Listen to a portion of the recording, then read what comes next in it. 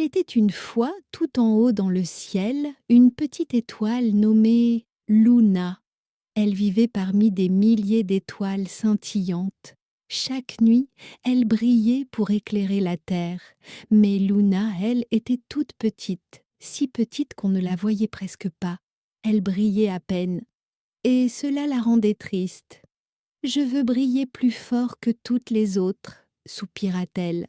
Un soir, Luna regarda la terre et dit « Et si j'allais là-bas, peut-être que je pourrais aider les gens et devenir une étoile spéciale. » Le vent cosmique l'entendit et, dans un tourbillon de poussière d'étoiles, il la déposa doucement sur terre dans une clairière au milieu de la forêt. La rencontre avec Milo sur terre, Luna devint une petite boule lumineuse. Elle flottait doucement entre les arbres, cherchant quelqu'un à aider.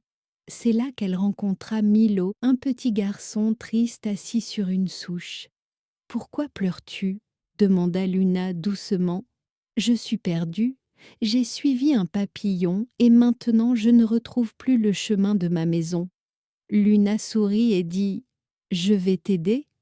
Je suis une étoile après tout. » Elle se mit à flotter devant lui comme une petite lanterne magique et éclaira le chemin.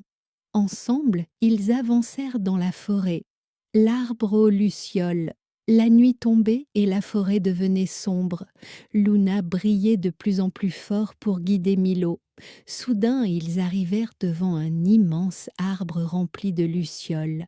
L'arbre parlait d'une voix grave. Pour traverser la forêt, il faut répondre à une énigme.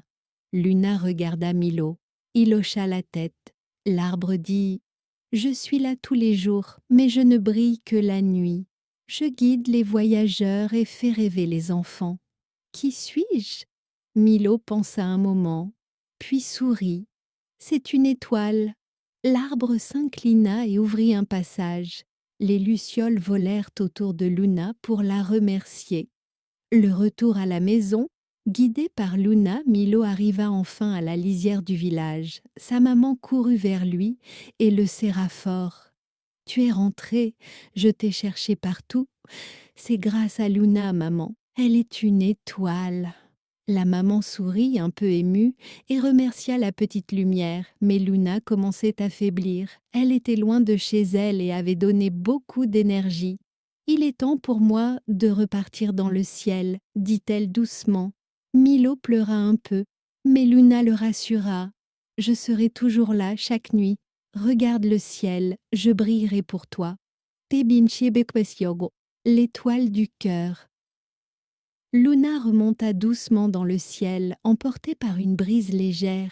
Cette nuit-là, une nouvelle étoile brillante apparut, bien plus lumineuse qu'avant.